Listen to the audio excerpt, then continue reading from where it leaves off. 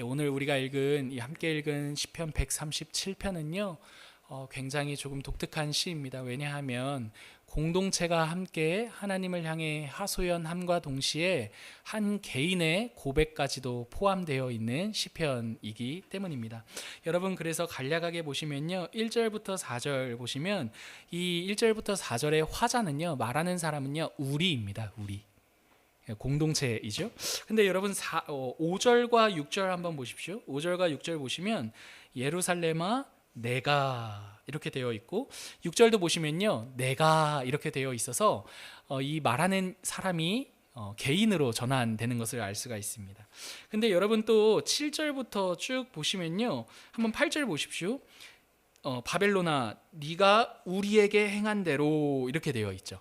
그러니까 다시금 개인의 고백이 포함되었다가 다시금 7절부터는 우리로 고백하고 있는 게 오늘 시편 137편의 조금 독특한 점입니다. 여러분, 어찌 되었든 간에 이 시편 137편은요, 그 화자가 우리이든 간에 개인이든 간에 한 가지 이 내용에 대해서 하나님을 향해 하소연하고 있다는 것을 알 수가 있습니다. 여러분, 이 지금 우리의 상황, 이 개인의 상황은요, 1절 보니까 이렇게 나와 있어요. 우리가 바벨론의 여러 강변 거기에 앉아서 시온을 기억하며 울었도다, 이렇게 되어 있습니다. 여러분, 언제 우시죠?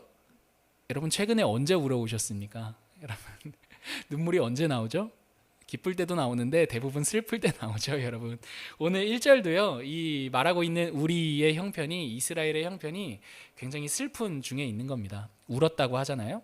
근데 울었는데 그냥 운 게 아니라요, 바벨론의 여러 강변이라고 되어 있습니다. 여러분, 간략한 이스라엘의 역사를 이해해야 되는데요. 사울, 다윗, 솔로몬까지는요, 이스라엘의 큰 변동 없이 하나의 나라의 개념으로 이어져 옵니다. 근데 솔로몬 이후에 나라가 두 쪽으로 나뉘어요. 알고 계시죠? 북쪽은 북이스라엘, 남쪽은 남유다입니다. 근데 북이스라엘이요, 먼저 망해요.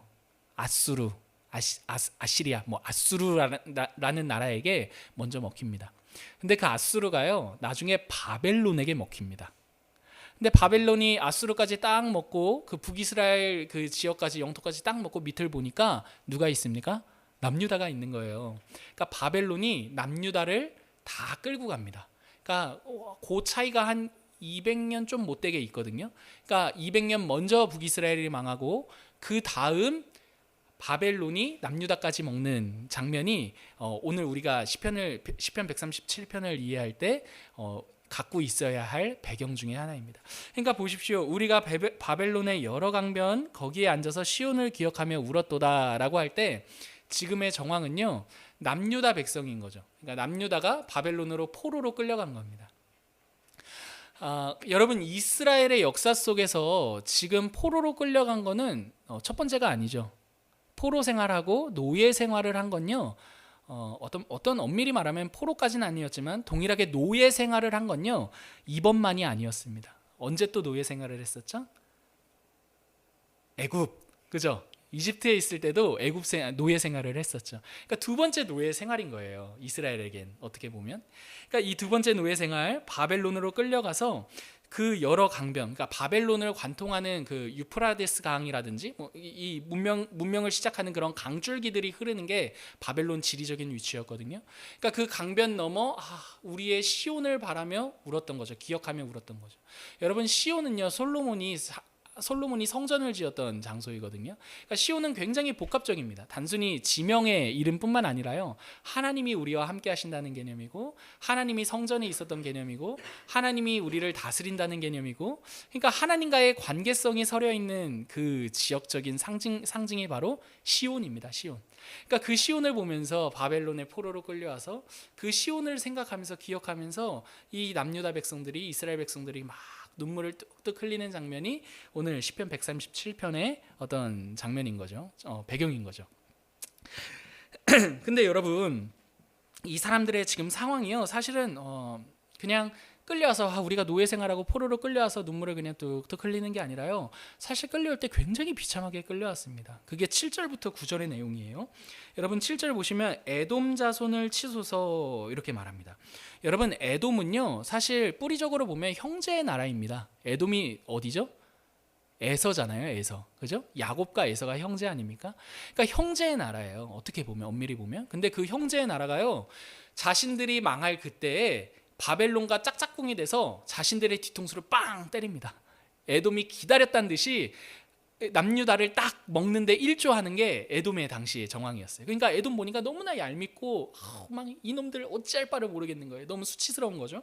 근데 이 에돔이 어떤 이야기까지 하냐면 헐어버리라 헐어버리라 그 기초까지 헐어버리라 하였나이다. 여러분 뭐 헐다라고 했을 때 보면 대략 생각해 볼 수 있는 건 성전일 것 같아요. 그러니까 이스라엘 백성들에게 있어서 굉장히 상징적이고 의미 있는 장소인 성전을 헐어버려라. 그러니까 막 바벨론에 붙어가지고 굉장히 간신배같이 이것도 헐고 막 이것도 헐고 그 중에 제일 막 이스라엘 백성들이 못 참을 만한 정신적인 지주인 성전을 헐라 막 이랬던 에돔의 모습을 상상해 볼 수가 있죠. 근데 여러분 사실 헐어버리다 헐다라는 이 단어가요 굉장히 사실은 더 수치스러운 단어입니다. 어떤 단어이냐면 입은 옷가지들을 벗겨내다 이런 뜻입니다. 그러니까 이스라엘 백성들이 정말 포로로 끌려가고 나라가 망하는 그 상황에서 에돔이 이스라엘 백성들을 다 벗겨낸 거죠. 그러니까 굉장히 수치스럽게 여러분 생각해 보십시오. 막 맨몸으로 사람들 앞에서 이렇게 있는다는 건 굉장히 수치스러운 일 아닙니까? 지금 남유다가 그렇게 굉장히 수치스러운 나라의 멸망의 장면을 에돔을 통해서 경험했다라는 것을 알 수가 있어요. 근데 또 8절을 보시면 여러분 굉장히 비극적인 일들도 있었습니다.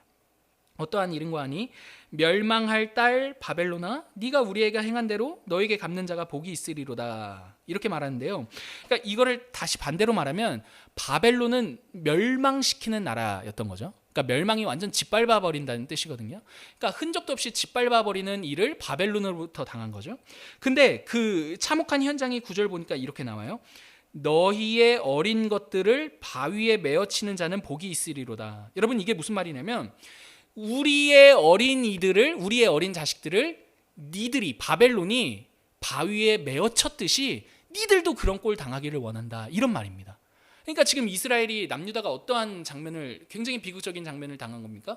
여러분 전쟁에 있어서 부녀자들이 당한다는 건요 그 나라가 아무 자신의 나라를 보호할 수 있는 힘이 없다라는 것을 의미합니다. 근데 그 중에 어린아이들을 바위에 맺혔대요. 이 어린아이들을 들여다가 막 내동댕이 치고 죽였대요. 여러분 굉장히 비극적인 상황 아닙니까? 그러니까 우리가 당한 대로 너희도 당하기를 원한다라는 게 9절의 내용인 거죠. 그러니까 종합해 보면 지금 남유다는요 굉장히 비극적이고 굉장히 수치스러운 상황을 경험하면서 바벨론에 끌려와 있는 겁니다. 근데 바벨론에서 그냥 포로로서의 생활을 하는 것이 아니라 제2의 노예 생활을 하는 거죠. 나라를 잃은 서름에서 노예로 생활하는 거죠. 여러분 우리나라도 마찬가지 아닙니까? 우리나라도 일본이 침략해 들어왔을 때 어디 그냥 편안하게 더불어 살자고 했습니까? 아니죠. 막 이러면서 막 부려먹고 때리고 착취하고 여러분 이게 필연적으로 있는 포로 사로잡은 자들과 사로잡힌 자들의 관계 아닙니까? 지금 이스라엘도 남유다도 마찬가지인 거죠. 포로로 끌려가서 노예로 생활하면서 바벨론에서 끌려온 그 여러 정황들 역시도 굉장히 수치스러웠고 나라를 빼앗긴 서러움도 있었을 것이고 그리고 노예로 살아가면서도 녹록지 않은 상황을 살고 있는 게 지금 남유다의 상황인 겁니다. 그러니까 남유다가요 이런 슬픔에 잠겨갖고 2절 보니까 이렇게 말해요. 그 중에 버드나무에 우리가 우리의 수금을 걸었나니 이래요. 버드나무는요 당시에 어떤 개념이냐면 시냇가에 심겨서 굉장히 푸르르고 울창한 숲과 같은 나무. 여러분 생각해 보십시오. 여러분 데이트할 때 여러분 데이트하시죠? 남녀간에 데이트할 때 올림픽 공원을 갔다 생각하십시다. 올림픽 공원에 가면 막 엄청 우거진 숲들이 있습니까? 나무들 막 그늘을 가려주는 울창한 다들 데이트를 안 해보셨나요? 여러분 상상을 해보십시오. 여러분 그 울창한 그 나무 밑에서 뭐 하고 싶습니까? 막 그 벤치까지 그려봅시다. 벤치에 딱 앉았어요. 막 그 햇살을 다 가려주고 막 그 앞에 푸른 초원이 막 그 덩그라니 나무인가요? 나홀로 나무인가요? 그 멋지지 않습니까? 거기를 딱 보면서 앉아 있어요. 그 울창한 그 나무 밑에서 뭘 하고 싶습니까, 여러분? 대화하고 담소하고 그랬어 뭐 하고 뭐 이런 여가를 즐기고 싶지 않습니까? 그러니까 요 버드나무도 마찬가지였던 거예요. 버드나무 아래서 하는 일들이 무엇이냐면 담소를 나누고 하나님을 찬양하고 심신의 여유를 찾는 곳이 바로 버드나무 밑이었던 거죠. 근데 어떤 일을 하는 거 아니? 우리가 우리의 수금을 걸었대요. 수금은 돈을 수금하는 그 수금이 아니라 하나님을 찬양하는 악기인 거죠. 그죠? 하나님을 찬양하는 이 악기를 걸어놨대요. 여러분, 이게 낭만적인 표현이 아니라요, 이 걸다라는 이 단어가 목을 매다라고 할 때 동의어입니다. 그러니까 수금에게 사용을 선고한 거죠. 수금이 그 나무에, 아름다운 그 나무 아래 한가로이 하나님을 찬양하고 담소를 나누고 여유를 느껴야 할 그 장소에서 그 슬픔의 수금, 더 이상 노래할 수 없는 그 수금에게 더 이상 노래할 수 없는 사망 선고를 내렸다라는 게 2절의 이미지인 거죠. 그러니까 굉장한 슬픔에 빠져 있는 겁니다. 더 이상 노래할 수 없는 상황인 거죠. 근데 3절 보니까 왜 어떠한 상황인가 하니 조금 더 구체적으로 나와요.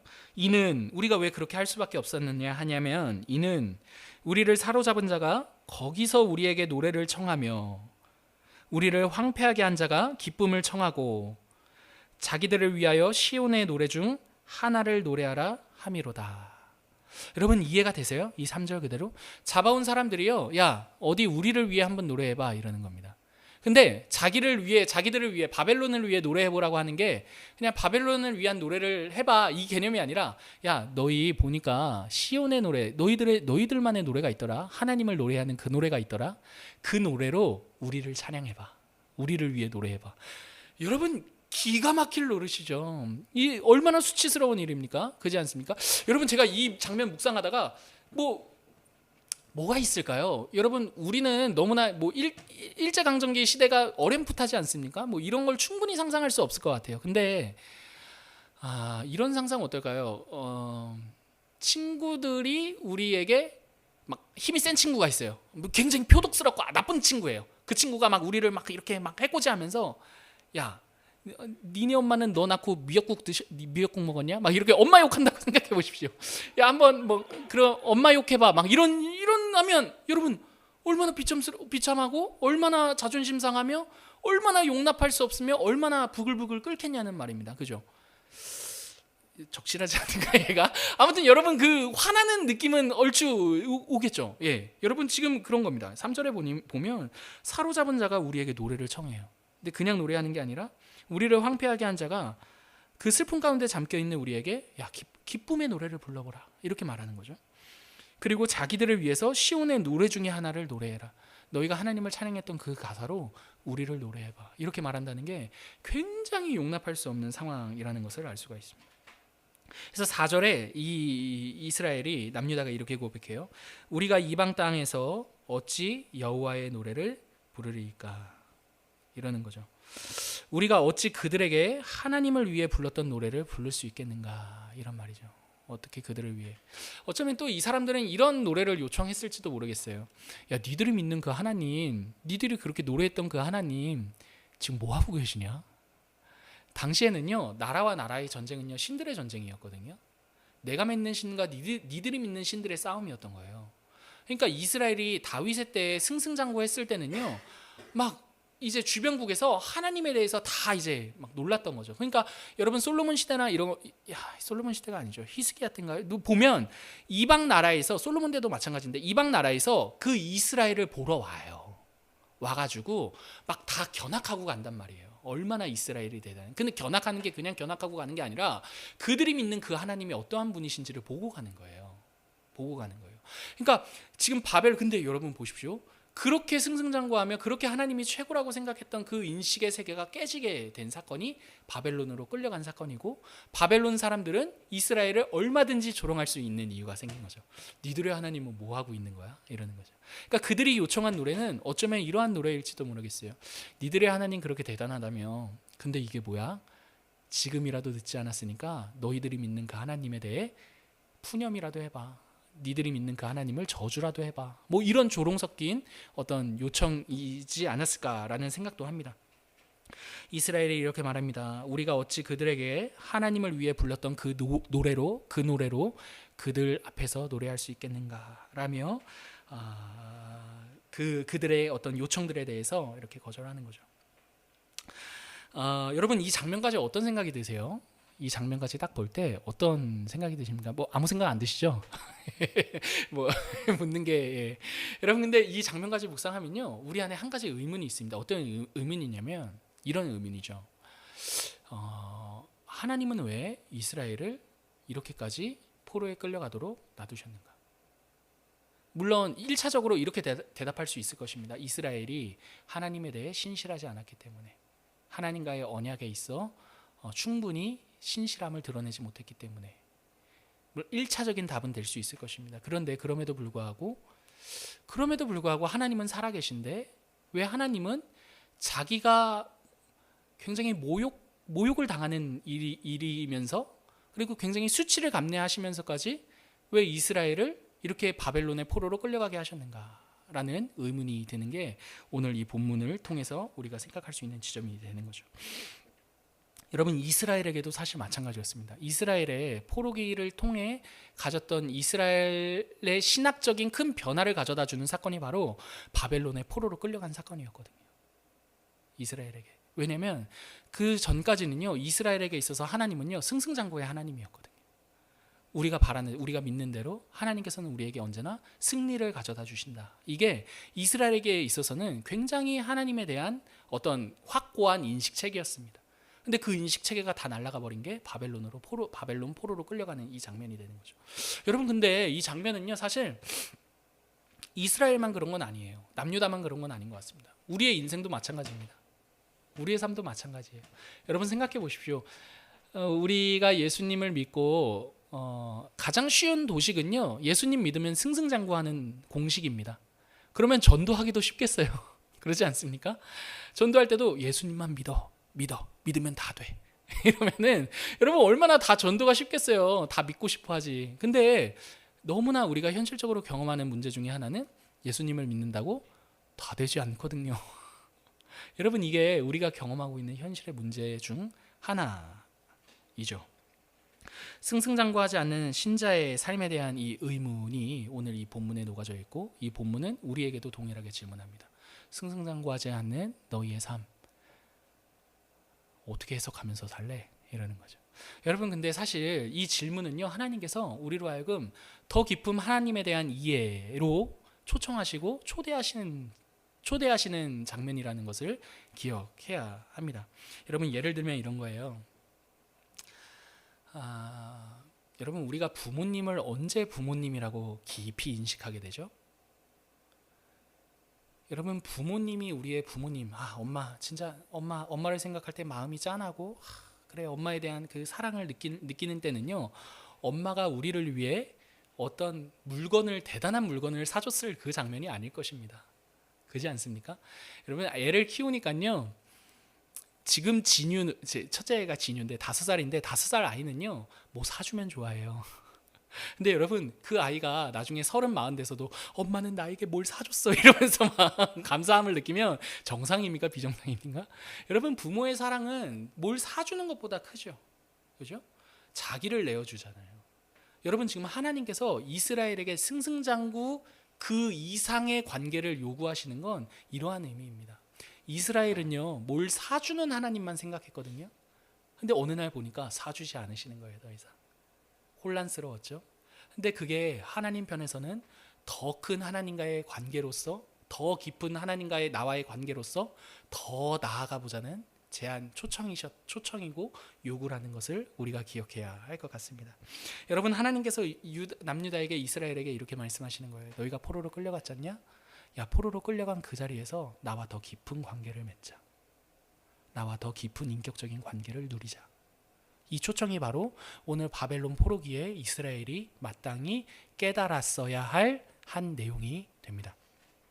여러분 우리의 인생도 가만 보면요 승승장구할 때도 물론 하나님에 대해서 깨닫습니다. 근데 승승장구할 때 깨닫는 하나님에 대한 이해는요 굉장히 단편적이에요. 어떤 면에서 마치 제 큰아들이 뭐 사줄 때만 좋아하는 사줄 때만 엄마 최고 아빠 최고라고 하는 그 모습과 마찬가지인 거죠.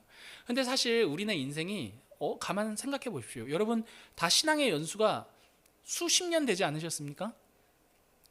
아니세요? 수년입니까? 네, 알겠습니다. 여러분 수년 되지 않았습니까? 그 수년의 시간들 생각해 보십시오. 하나님에 대한 이해와 하나님에 대한 관계가 더 깊어지는 그 장면은요.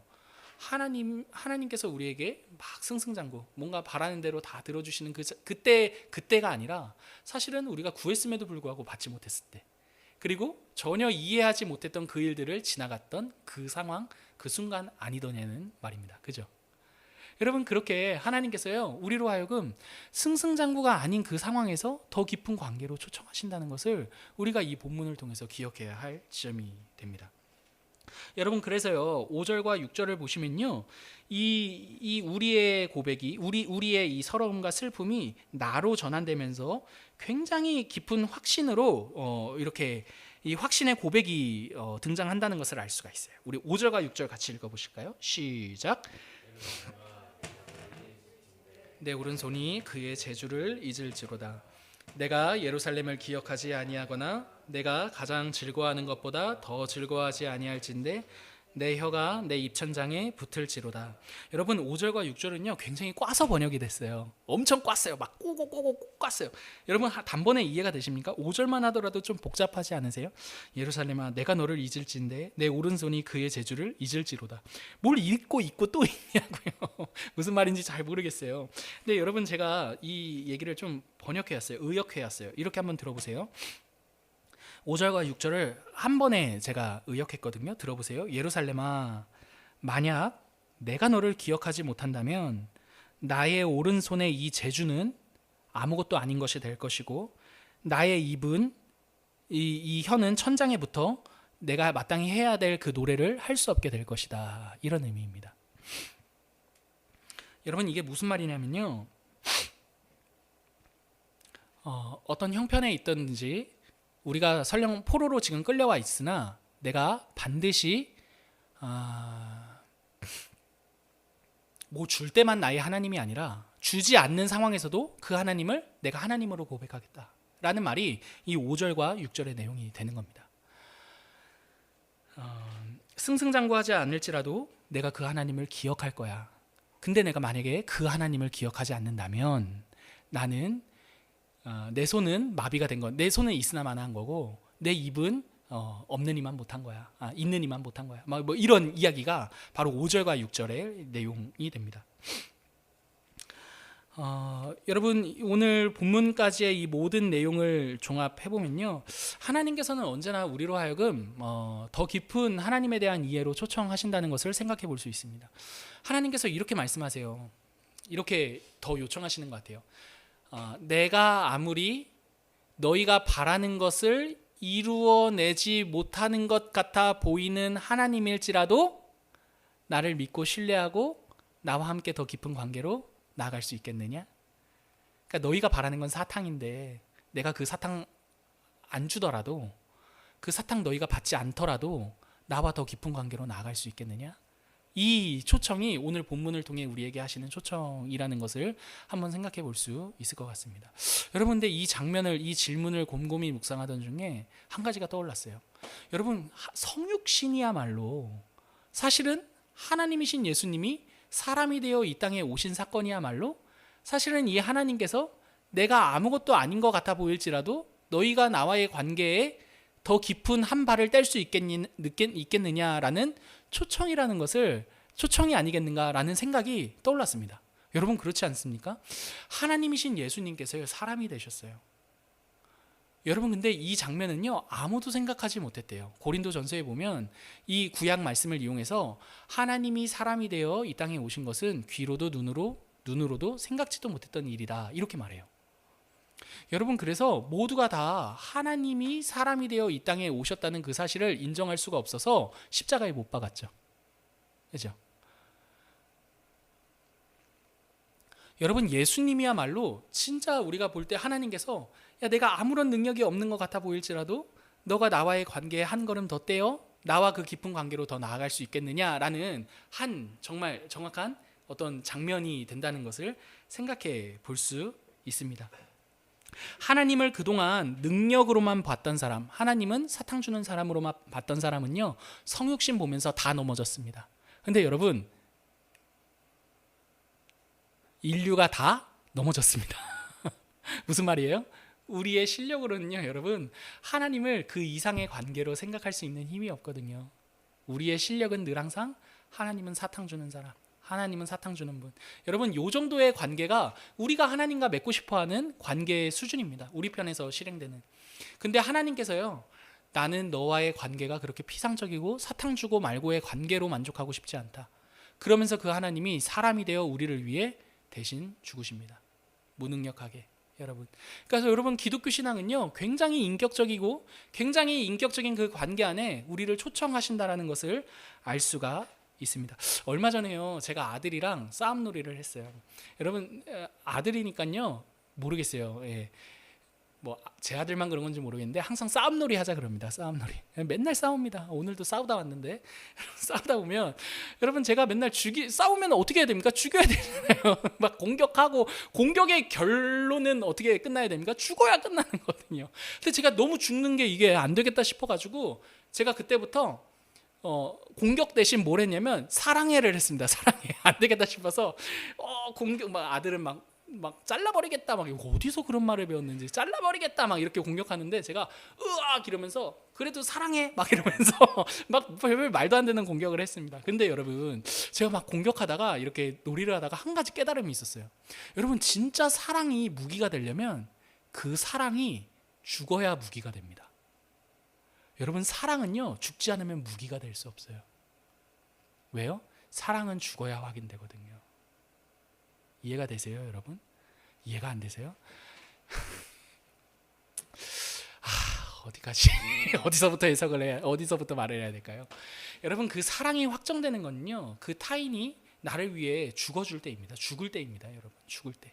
여러분, 죽을 때 비로소 확인이 됩니다. 죽을 때. 여러분, 아무리 백날 내가 너를 위해 하늘의 별도 따고 뭐도 하고 다 해줄게, 난 너를 위해 내 모든 걸 아끼지도 않아, 뭐 하나도 아깝지 않아, 여러분 백날 말해보십시오. 그 사랑이 정말 사랑으로서 드러나는 장면은 그 상대를 위해 죽을 때입니다. 여러분, 물리적인 죽음도 있을 수 있겠지만 여러분, 뭐 죽는다는 게 물리적인 죽음 외에도 많은 죽음이 있는 거 아시죠? 성격을 죽이기도 하고 여러분, 내가 가진 것을 포기하는 죽음도 있을 것이고. 여러분, 무슨 말인지 아시겠어요? 여러분, 사랑은 죽을 때 사랑이 힘을 얻습니다. 죽지 않으면 사랑은 울리는 꽹과리죠. 그죠? 여러분, 지금 예수님께서요, 하나님께서요 우리를 위해 죽으셨습니다. 하나님이요 우리를 사랑하신다고 할 때 그 사랑, 우리와 더 깊은 관계로 나가자고 할 때 그 관계는요, 그 사랑은요 하나님께서 우리를 위해 죽어주시는 사랑입니다. 사랑하는 성도 여러분, 말씀을 정리하고 마치겠습니다. 우리가 바라는 하나님에 대한 인상은요 어쩌면 승승장구하고 하나님의 어떤 우리의 인생 가운데 펼쳐지는 하나님의 어떤 놀라운 능력이라고 생각할지 모르겠습니다. 하지만 여러분, 하나님께서 우리 인생 가운데 진짜 펼치고 싶은 능력은요, 하나님이 무능력하게 그 모든 것을 가지시고 모든 능력의 근원이신 그분이 아무것도 가지지 않은 자처럼 되어 우리를 위해 죽으셨다는 사실입니다. 여러분, 그 자리에 하나님께서 우리를 초청하기를 원하십니다. 그리고 우리에게 말씀하세요. 너와 나와의 관계는 승승장구로 확인하는 것보다 더 깊고 더 진지하고 더 넓다. 내가 너를 위해 능력이 없는 자처럼 죽어줄 수도 있는 관계가 너와 나와의 관계다. 승승장구 그 이상의 이 더 깊고 진지한 관계로 한 걸음 더 떼자. 여러분, 이게 기독교 신앙이 우리를 초청하는 자리라는 것을 기억했으면 좋겠습니다. 사랑하는 성도 여러분, 말씀을 마치겠습니다. 오늘 이 우리네 삶이요 얼마나 승승장구만 있으면 좋겠어요. 하지만 여러분, 승승장구가 없더라도 그 인생은요 값진 인생입니다. 왜냐하면 하나님께서 승승장구 이상의 삶을, 그 관계를 우리에게 요청하고 계시기 때문입니다. 그러므로 사랑하는 성도 여러분, 하나님과의 관계를요 그 승승장구를 넘어 하나님이 우리를 위해 능력을 다 내려놓고 우리를 대신해 죽으셨다라는 그 십자가의 복음 앞에, 그 복음 안에서 하나님과 우리의 관계를 확인하며 신앙의 여정을 걸어가시기를 바랍니다. 여러분, 조금 우리의 삶이 승승장구하지 않아도 괜찮습니다. 하나님께서 더 깊은 관계로의 한 걸음 떼자라는 사인이요 요청이라는 것 기억하시면서 믿음의 여정 용기 내어 걸어가시는 저와 사랑하는 성도 여러분 되시기를 간절히 기도합니다.